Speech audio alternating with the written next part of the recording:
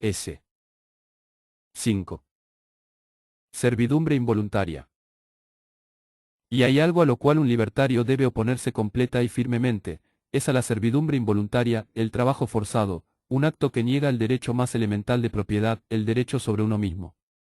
La libertad y la esclavitud siempre han sido reconocidas como polos opuestos. El libertario, por lo tanto, está absolutamente en contra de la esclavitud. En la actualidad se trata de una cuestión académica. ¿Quién podría poner objeciones a esto? Pero, ¿es realmente así? Porque, ¿qué es la esclavitud sino a forzar a las personas a trabajar en las tareas que el amo determine, y b, pagarles lo estrictamente necesario para la mera subsistencia o, en cualquier caso, menos que lo que el esclavo habría aceptado por propia voluntad? En resumen, se trata de trabajo forzado con salarios menores que los del mercado. Por ende, en los Estados Unidos de hoy estamos realmente liberados de la esclavitud, de la servidumbre involuntaria. Se acata la prohibición de la servidumbre involuntaria expresada en la 13ª enmienda, 2. El servicio militar obligatorio. Seguramente, como ejemplo, no puede haber un caso más evidente de servidumbre involuntaria que el sistema del servicio militar obligatorio que rige en los Estados Unidos. Todo joven tiene la obligación de registrarse en el sistema de servicio militar al cumplir 18 años. Debe llevar siempre consigo su tarjeta de reclutamiento, y en cualquier momento en que el gobierno federal lo considere apropiado, es reclutado por las autoridades e incorporado a las Fuerzas Armadas. Una vez allí, su cuerpo y su voluntad ya no le pertenecen, está sujeto a los dictados del gobierno y puede ser obligado a matar y a poner su propia vida en peligro si las autoridades así lo decretan. Si el reclutamiento no es servidumbre involuntaria, entonces, ¿qué otra cosa lo es? El argumento a favor del sistema de servicio militar obligatorio está impregnado por una concepción utilitaria. Así, el gobierno aduce, ¿quién nos defenderá de un ataque exterior si no utilizamos la coerción para reclutar a nuestros defensores? Un libertario puede refutar de diversas maneras esta línea de razonamiento. En primer lugar, si usted, yo y nuestro vecino pensamos que necesitamos defensa, no tenemos ningún derecho moral a utilizar la coerción, la bayoneta o el revólver, con el fin de forzar a otro a defendernos.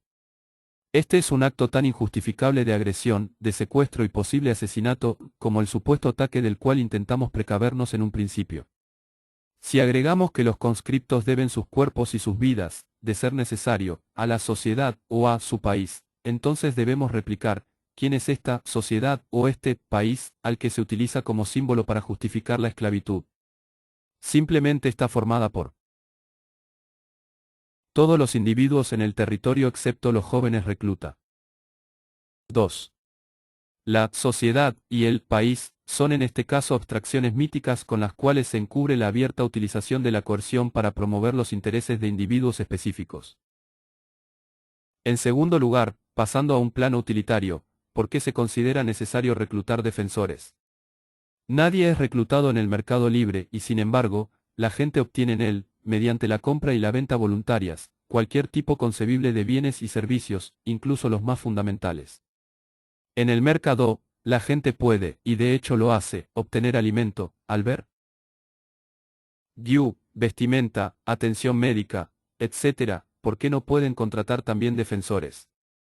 De hecho, hay mucha gente que cada día es contratada para llevar a cabo servicios peligrosos, bomberos para combatir los incendios forestales, guardabosques, pilotos de pruebas, y policías, guardias y vigilantes privados. ¿Por qué no es posible contratar a los soldados de la misma manera? O, para decirlo con otras palabras, el gobierno emplea millares de personas para toda clase de servicios, camioneros, científicos, mecanógrafos. ¿Por qué ninguno de ellos tiene que ser reclutado? ¿Por qué no hay en esas ocupaciones una escasez que supuestamente obligue al gobierno a recurrir a la coerción para obtenerlas? Vayamos un paso más adelante y veamos que incluso dentro del ejército no hay escasez de oficiales ni necesidad de reclutarlos, nadie recluta generales o almirantes. La respuesta a estas preguntas es simple, no hay escasez de mecanógrafos gubernamentales porque el gobierno los contrata en el mercado con el salario que estipula el mercado, no hay escasez de generales porque son muy bien pagados, en salarios, gratificaciones y pensiones. Hay escasez de soldados rasos porque su paga es, o era, hasta hace muy poco tiempo, infinitamente menor que el salario de mercado. durante años, aún incluyendo el valor monetario de la comida, la vivienda y otros servicios provistos en forma gratuita a los militares. La remuneración de un soldado raso era algo así como la mitad del salario que podría ganar en la vida civil. Es extraño que haya habido una escasez crónica de jóvenes alistados. Se sabe desde hace años que el modo de inducir a las personas a postularse como voluntarios para trabajos arriesgados era ofrecerles un pago adicional como compensación. Pero el gobierno les ha venido pagando la mitad de lo que podrían ganar en la vida privada. 3. El reclutamiento de médicos resulta especialmente ignominioso, porque están sujetos a edades mucho más avanzadas que todos los demás. Es que se los castiga por haberse dedicado a la medicina. ¿Cuál es la justificación moral de la pesada carga que soporta esta profesión en particular, cuya importancia es vital? ¿Es esta la manera de remediar la escasez de médicos, hacer saber a todos los hombres que si estudian medicina seguramente serán reclutados, y a una edad especialmente avanzada? También en este caso, la necesidad de médicos en las Fuerzas Armadas podría satisfacerse sencillamente si el gobierno estuviera dispuesto a pagarles el salario de mercado, más un adicional para compensarlos por el trabajo riesgoso. Si el gobierno desea contratar a físicos nucleares o estrategas altamente especializados, encuentra maneras de hacerlo con salarios extremadamente atrayentes. ¿Acaso los médicos son seres humanos inferiores? El ejército. Si bien el servicio militar obligatorio en las Fuerzas Armadas es una forma evidente y agravada de servidumbre involuntaria, hay otra mucho más sutil y, por ende, menos detectable, la estructura misma del ejército. Consideremos esto: ¿en qué otra ocupación en el país existen severas penas, incluyendo la prisión y en algunos casos la ejecución, por deserción, es decir, por renunciar a ese empleo particular? Si alguien renuncia a General Motors, se lo fusila al amanecer. Podría objetarse que, en el caso de los miembros del ejército, el soldado oficial ha aceptado voluntariamente servir durante un periodo determinado, y por lo tanto está obligado a continuar en servicio hasta que éste haya finalizado. Pero todo el concepto de periodo de servicio es parte del problema. Supongamos, por ejemplo, que un ingeniero firma un contrato con Aramco para servir por 3 años en Arabia Saudita. Luego de unos meses decide que esa vida no es para él y renuncia. Esto bien podría ser un incumplimiento moral por su parte, una violación de su obligación moral. Pero, ¿es una obligación legalmente exigible? En resumen, puede o debería ser obligado por el gobierno, con su monopolio de armamentos, a continuar trabajando por lo que resta de su periodo. Si así fuera, eso sería trabajo forzado y esclavitud, dado que, si bien es cierto que hizo una promesa de trabajo futuro, en una sociedad libre su cuerpo sigue siendo de su exclusiva propiedad. En la práctica, y también en la teoría libertaria, el ingeniero podría ser moralmente criticable por su falta, incluido en una lista negra por otras empresas petroleras, obligado a devolver cualquier pago adelantado que la compañía le hubiera entregado, pero no quedaría esclavizado a Aramco por el periodo de 3 años. Pero si esto es válido para Aramco, o para cualquier otra ocupación o trabajo en la vida privada, ¿por qué debería ser diferente en el ejército? Si un hombre se compromete por escrito a prestar servicio durante 7 años y luego renuncia, debería permitírsele hacerlo. Perdería los derechos a una pensión, sería pasible de una crítica moral, podría ser incluido en una lista negra para desempeñar ocupaciones similares, pero no es posible, dado que es propietario de sí mismo, esclavizarlo contra su voluntad. Podría arguirse que las Fuerzas Armadas constituyen una ocupación cuya peculiar importancia requiere este tipo de sanción coercitiva que no es necesaria en otros trabajos. Dejando de lado ocupaciones tan importantes como la medicina, la agricultura y el transporte, que no necesitan recurrir a esos métodos, consideremos una tarea de defensa comparable en la vida civil, la policía. Con toda seguridad la policía realiza un servicio igualmente vital, quizá más, y sin embargo, todos los años hay personas que se incorporan a la fuerza y otras que renuncian a ella, y no existe coerción alguna que las obligue a años de alistamiento. Además de exigir el fin del servicio militar obligatorio, entonces, los libertarios también proponen abandonar el concepto de un periodo de servicio y la práctica de la esclavitud que eso implica. Hay que dejar que las Fuerzas Armadas operen de maneras similares a la policía, los bomberos, los guardabosques, los guardias privados, etc., libres del ultraje y del crimen moral de la servidumbre involuntaria. Pero queda mucho por decir respecto del ejército, incluso si el servicio fuera completamente voluntario. Los estadounidenses han olvidado casi por completo uno de los elementos más nobles y fuertes de la herencia norteamericana original, la decidida oposición a la institución de un ejército permanente. Un gobierno que tiene a su disposición un ejército permanente siempre estará tentado de usarlo, y de usarlo de manera agresiva, intervencionista y belicosa. Si bien nos ocuparemos más adelante de la política exterior, es obvio que un ejército permanente es un constante incentivo para que el Estado aumente su poder, domine a otras personas, así como también a otros países, y ejerza su hegemonía en la vida interna de la nación. El objetivo original del movimiento jeffersoniano, un factor ampliamente libertario en la vida política estadounidense, fue abolir totalmente el ejército y la armada permanentes. Según el principio estadounidense primordial, si la nación era atacada, los ciudadanos se apresurarían a unirse para repeler al invasor. En consecuencia, una fuerza armada permanente solo podía llevar a la confusión y al acrecentamiento del poder del Estado. En su agudo y profético ataque a la Constitución propuesta en la Convención Ratificatoria de Virginia, Patrick Henry hizo una advertencia respecto del ejército permanente, el Congreso, por el poder de recaudar impuestos, por el de organizar un ejército y por su control sobre la milicia, tiene la espada en una mano y la bolsa en la otra. Estaremos a salvo sin una ni la otra. 4. Cualquier ejército permanente, entonces, implica una constante amenaza a la libertad. El monopolio de los armamentos, la moderna tendencia a la creación y el sostenimiento de un complejo industrial militar para proveer al ejército, y por último, pero no lo menos importante, tal como lo señala Patrick Henry, el poder de recaudar impuestos para financiarlo, implican una constante amenaza de que ese ejército se expanda en magnitud y en poder. Por supuesto, el libertario se opone a cualquier institución mantenida mediante impuestos debido a su carácter coercitivo, pero un ejército representa una amenaza singular porque acumula y concentra en una única agrupación el poder masivo del armamento moderno. Las leyes antihuelgas. El 4 de octubre de 1971, el presidente Nixon invocó la ley Taft-Hartley para obtener un mandato judicial que obligara a la suspensión por 80 días de una huelga de los trabajadores portuarios. Esa fue la 9ª vez que el gobierno federal recurrió a esa ley en una huelga de los portuarios. Unos meses antes, el titular del sindicato de maestros de la ciudad de Nueva York fue encarcelado durante varios días por contravenir una ley que prohibía a los empleados públicos realizar huelgas. No hay duda de que conviene ahorrarle a un pueblo tan sufrido los inconvenientes producidos por las huelgas. Sin embargo, la solución impuesta fue, lisa y llanamente, el trabajo forzado. Los trabajadores fueron obligados a retomar sus tareas contra su voluntad. En una sociedad que dice oponerse a la esclavitud y en un país que ha prohibido la servidumbre involuntaria, no hay excusa moral para que ninguna acción legal o judicial prohíba la huelgas o encarcele a los líderes sindicales que no obedecen esa prohibición. Por lo común, la esclavitud es con demasiada frecuencia más adecuada para los esclavistas. Por cierto, la huelga es una forma peculiar de paralización del trabajo. Los huelguistas no dejan sencillamente de trabajar, de alguna manera también sostienen, en un sentido metafísico, que aún son dueños de sus puestos de trabajo y tienen derecho a ellos, y pretenden retomarlos cuando los problemas se resuelvan.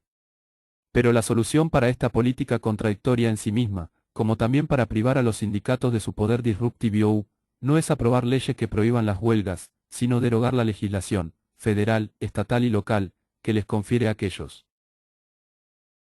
Privilegios gubernamentales especiales. Todo cuanto se necesita, tanto para el principio libertario como para una economía saludable, es eliminar y abolir esos privilegios especiales.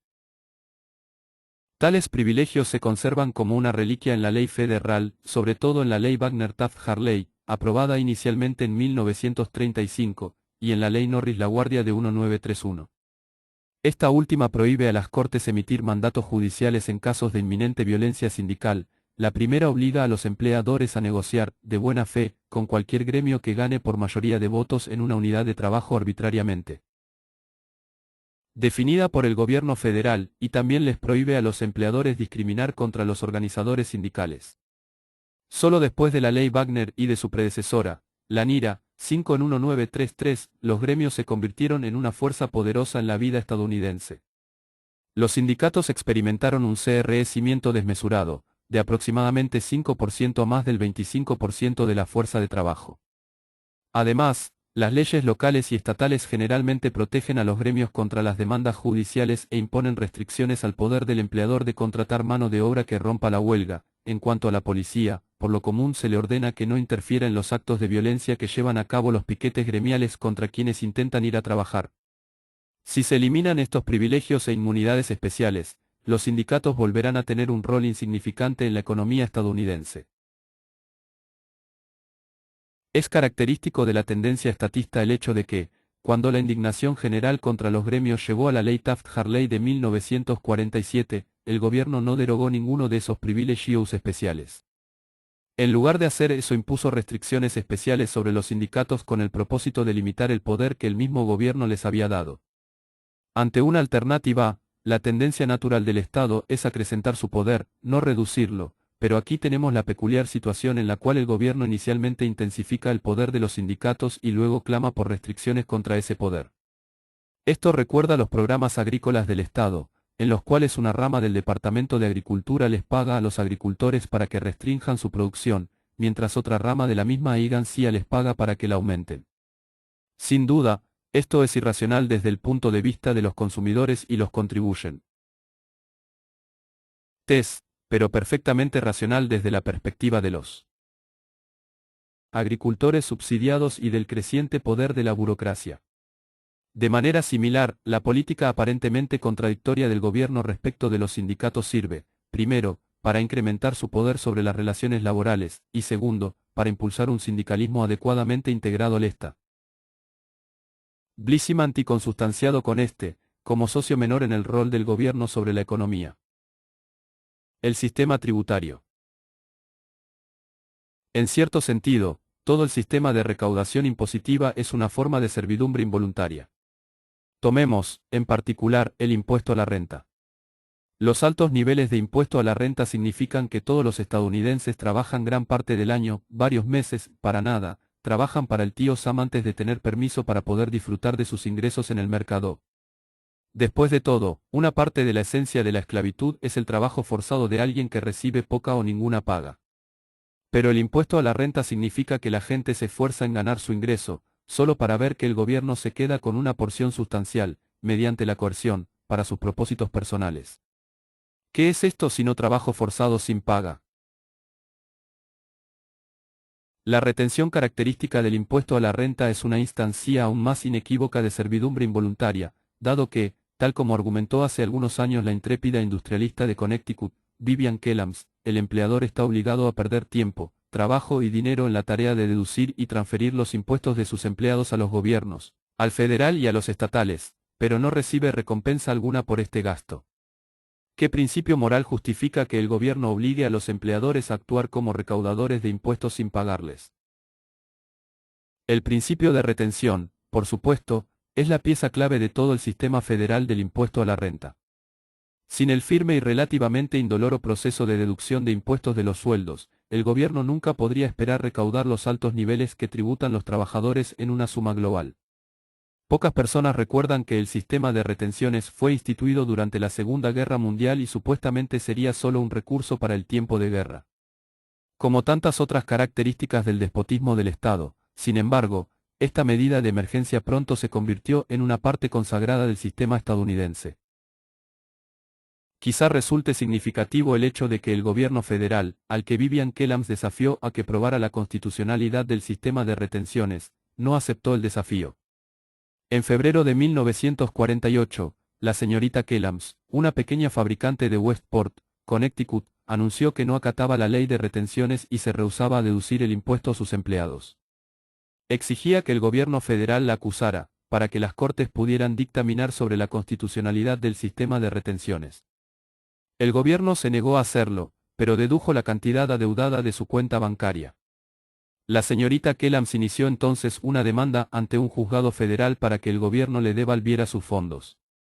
Cuando la demanda llegó finalmente a juicio en febrero de 1951, el jurado ordenó al gobierno la restitución del dinero. Pero nunca se dio la prueba de la constitucionalidad. 6. Para añadir el insulto a la injuria, el contribuyente individual, al completar su formulario fiscal, también está obligado a trabajar gratuitamente en la ardua e ingrata tarea de contabilizar cuánto le debe al gobierno, y no puede cobrarle por el costo y el trabajo insumidos en la elaboración de su declaración de impuestos.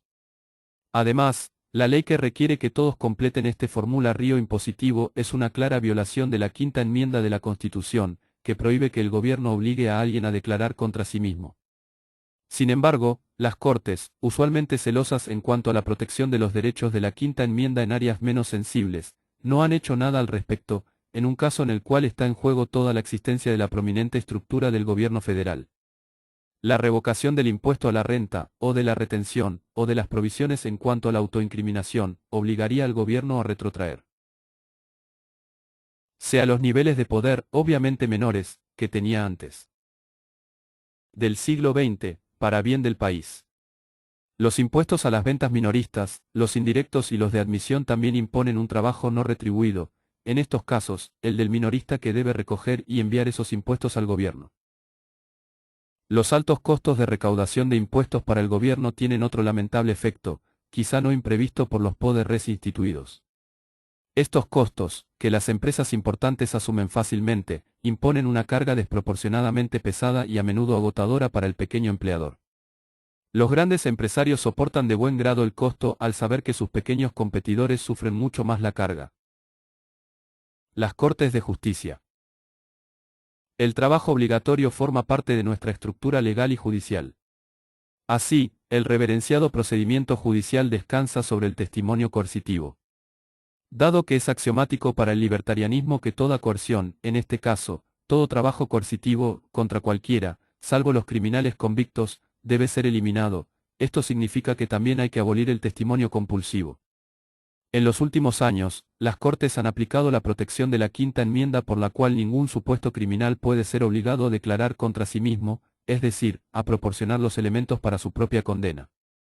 Las legislaturas han debilitado significativamente esta protección al aprobar leyes de inmunidad que ofrecen la exención del procesamiento a quien testifique contra sus cómplices y, más aún, fuerzan al testigo a aceptar este ofrecimiento. Pero obligar a alguien a que preste testimonio por cualquier motivo es trabajo forzado, y además es comparable a un secuestro, dado que la persona debe aparecer en la audiencia o en el juicio, y entonces se la fuerza a realizar el trabajo de testimoniar.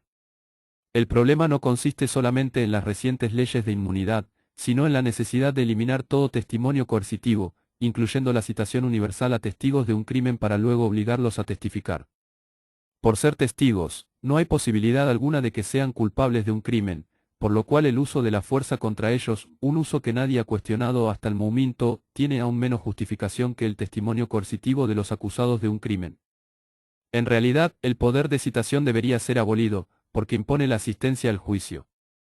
Ni siquiera el acusado debería ser forzado a presentarse, dado que aún no ha sido condenado. Sí, de hecho, según el excelente y libertario principio del derecho anglosajón, se lo considera inocente hasta que se pruebe lo contrario, entonces las Cortes no tienen el derecho de imponerle la asistencia a su juicio, dado que, como se recordará, la única excepción a la prohibición de la 13ª enmienda a la servidumbre involuntaria es, salvo como castigo por un crimen por el cual la parte haya sido debidamente condenada, y la parte acusada aún no lo ha sido. En consecuencia, lo máximo que se le debería permitir al tribunal es que notifique al demandado que será juzgado y lo invite, a él o a su abogado, a asistir. En el caso de que ellos eligieran no hacerlo, el juicio se llevaría a cabo in absentia. Entonces, por supuesto, el acusado no disfrutaría de la mejor presentación de su caso. Tanto la 13ª enmienda como el credo libertario exceptúan a los criminales condenados. El libertario cree que un criminal pierde sus derechos en la medida en que ha agredido los derechos de otro, y por lo tanto es admisible encarcelar al criminal condenado y someterlo a servidumbre involuntaria en ese grado. En el mundo libertario, sin embargo, el propósito de la privación de libertad y el castigo serían indudablemente diferentes. No habría ningún fiscal de distrito dispuesto a probar un caso en nombre de una sociedad inexistente, y que luego castiga al criminal también en nombre de esa sociedad. En ese mundo, el fiscal siempre representaría a la víctima individual y el castigo exigido redundaría en beneficio de ella. Así, un enfoque crucial del castigo es obligar al criminal a reembolsar, a restituir, a la víctima. En la época de la colonia, existía en los Estados Unidos una práctica semejante. En lugar de encarcelar, por ejemplo, a un hombre que había robado a un granjero en el distrito, se lo obligaba por contrato a trabajar para el granjero hasta que su deuda fuera pagada, de hecho, se lo esclavizaba durante un periodo determinado. En realidad, en la Edad Media, la restitución a la víctima era el concepto dominante del castigo. Pero a medida que el Estado se fue tornando más poderoso, las autoridades gubernamentales, los reyes y los varones, interfirieron cada vez más en el proceso de compensación, confiscando partes cada vez mayores de la propiedad del criminal en su propio beneficio y haciendo caso omiso de los derechos de la víctima. Más adelante, se dejó de poner el énfasis sobre la restitución y se comenzó a castigar crímenes abstractos, cometidos contra el Estado, con lo cual las penalidades impuestas al malhechor se hicieron más severas. El profesor Schaffer escribe, a medida que el Estado fue monopolizando la institución del castigo, también los derechos del perjudicado se fueron separando lentamente del derecho penal. Según las palabras de William Tallack, criminalista de fines del siglo XIX, la violenta codicia de los varones feudales y de los poderes eclesiásticos medievales fue el motivo principal de la gradual violación de los derechos de la parte agraviada. Finalmente, fueron expropiados en gran medida por estas autoridades, que exigieron, de hecho, una doble venganza contra el ofensor, decomisando su propiedad para su propio beneficio en lugar de hacerlo para la víctima, y luego castigándolo mediante el calabozo, la tortura, la hoguera o la horca. Pero la víctima básica del agravio fue prácticamente ignorada. 7. De todos modos, si bien el libertario no se opone a las cárceles per se, sí repudia varias prácticas comunes al actual sistema judicial y penal. Una de ellas es el prolongado periodo de prisión impuesto al acusado mientras espera el juicio.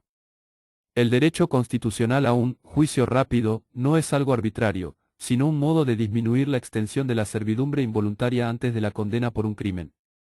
En realidad, excepto en aquellos casos en los que el criminal ha sido atrapado infraganti, y donde por lo tanto existe una presunción cierta de culpabilidad, es imposible justificar cualquier encarcelamiento antes del fallo condenatorio, y mucho menos antes del juicio. Y aun cuando alguien es atrapado en el momento de cometer un crimen, debe instituirse una importante reforma para que el sistema sea justo. La policía y otras autoridades tienen que someterse a la ley, como los demás ciudadanos. Tal como veremos más adelante, si supuestamente a todos nos rige una misma legislación, al actuar de ella a las autoridades se les da una licencia legal para cometer permanentes agresiones. El agente de policía que detiene a un criminal y lo arresta, así como las autoridades judiciales y penales que lo encarcelan antes del juicio y la condena, todos deberían ser sometidos a la ley universal. En resumen, si se ha cometido un error y el acusado resulta ser inocente, entonces las autoridades deberían sufrir el mismo castigo que cualquier otro que secuestra y priva de su libertad a un hombre inocente. La inmunidad en la persecución de su objetivo no debería servirles de mayor excusa que la que tuvo el teniente Gali por cometer las atrocidades de My Lai durante la guerra de Vietnam. 8. La concesión de una fianza es un tibio intento de solucionar el problema de encarcelar antes del juicio, pero, como es obvio, se trata de una práctica discriminatoria contra los pobres. La discriminación persiste aún a pesar de que el aumento del negocio de préstamos para fianzas ha permitido a muchas más personas acceder a ellas. La refutación de que los tribunales no dan abasto, y por ende no pueden garantizar un juicio rápido, no constituye una defensa del sistema, por el contrario, esta ineficiencia estructural es un argumento excelente para la abolición de las cortes gubernamentales. Además, la fijación de la fianza está arbitrariamente en manos del juez, quien tiene un poder excesivo y poco controlado para encarcelar a las personas antes de que sean condenadas. Esto es especialmente amenazador en el caso de las citaciones por desacato al tribunal, precisamente debido a ese poder casi ilimitado, porque el juez mismo actúa en estos casos como fiscal, juez y jurado, acusando, condenando y sentenciando al culpable en un procedimiento completamente violatorio de las reglas normales de evidencia y juicio, y del principio legal fundamental de que nadie puede ser juez de su propia causa. Por último, hay otra piedra angular del sistema judicial que ha perdurado inexplicablemente indiscutida, incluso por los libertarios, durante demasiado tiempo, y es la obligación compulsiva de actuar como jurado. Hay poca diferencia de clase, aunque obviamente existe una gran diferencia de grado, entre el deber de ser miembro de un jurado y el servicio militar obligatorio, ambos servicios constituyen formas de esclavitud, ambos obligan al individuo a realizar tareas en nombre del Estado y por mandato de éste, y ambos reciben una retribución semejante a la de los esclavos. La escasez de personas que se alistan voluntariamente en el ejército está en función de una paga mucho menor que el salario de mercado. Algo similar ocurre con el pago de un jurado, tan bajo que, si se tratara de un servicio voluntario, muy pocos se presentarían. Además, a los jurados no solo se los obliga a asistir y servir en los juicios, sino que a veces se los encierra durante varias semanas y se les prohíbe leer los diarios. ¿Qué es esto sino una prisión y una servidumbre involuntaria para personas que no son criminales? Podría objetarse que el servicio de jurado es una función cívica de gran importancia y que asegura al demandado un juicio justo que podría no obtener por parte del juez, en especial porque éste forma parte del sistema estatal y, por ende, es posible que esté a favor de la postura del fiscal. Esto es muy cierto, pero precisamente porque se trata de un servicio tan vital, es fundamental que sea realizado de buen grado y por voluntad propia. ¿O acaso hemos olvidado que el trabajo libre es más dichoso y eficiente que el esclavo? La abolición de la esclavitud del jurado debería ser un punto esencial en cualquier plataforma libertaria. A los jueces y a los abogados de ambas partes no se los recluta, tampoco se debería reclutar a los jurados. Quizá no sea una coincidencia el hecho de que, en los Estados Unidos, los abogados están eximidos en todas partes del servicio de jurado. Dado que los que escriben las leyes son casi siempre abogados, estamos viendo cómo funcionan una legislación de clase y un privilegio de clase. La internación compulsiva. Una de las más vergonzosas formas de servidumbre involuntaria en nuestra sociedad es la extendida práctica de la reclusión compulsiva, o internación involuntaria, de los pacientes mentales. Para las generaciones que nos precedieron, este encarcelamiento de personas no criminales era una medida destinada a excluir a los pacientes mentales de la sociedad. El liberalismo del siglo XX ha sido superficialmente más humanitario, pero de hecho más insidioso. Ahora los médicos y los psiquiatras ayudan a encarcelar a estos infortunados, por su propio bien. La retórica humanitaria ha hecho que la práctica fuera mucho más extendida y, obviamente, ha permitido que los parientes de estos enfermos, ansiosos por librarse de ellos, los hicieran recluir sin remordimiento alguno. En la última década, el Dr. Thomas S. Szasz, psiquiatra y psicoanalista libertario, llevó a cabo una cruzada unipersonal contra la internación compulsiva que al principio parecía ser una causa perdida, pero que ahora está adquiriendo influencia en el ámbito de la psiquiatría. En numerosos libros y artículos, el Dr. Szasz llevó a cabo un ataque amplio y sistemático contra esta práctica. Insistió, por ejemplo, en que la internación compulsiva es una profunda violación de la ética médica. En lugar de servir al paciente, el médico se pone aquí al servicio de otros, la familia, el Estado, actuando de manera tiránica en contra de la persona a la que supuestamente debería ayudar. La internación y la terapia compulsivas, además, tienen mayor probabilidad de agravar y perpetuar la enfermedad mental, en lugar de curarla. Con demasiada frecuencia, destaca Szasz, la hospitalización es un mecanismo de encarcelamiento, y por ende destinado a deshacerse de parientes molestos, en lugar de ser una genuina ayuda para el paciente. La lógica en que se basa la internación compulsiva es que el paciente bien puede ser peligroso para sí mismo y para otros.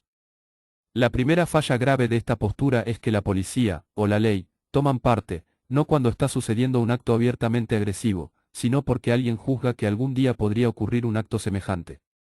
Pero esto deja el camino expedito a la tiranía ilimitada.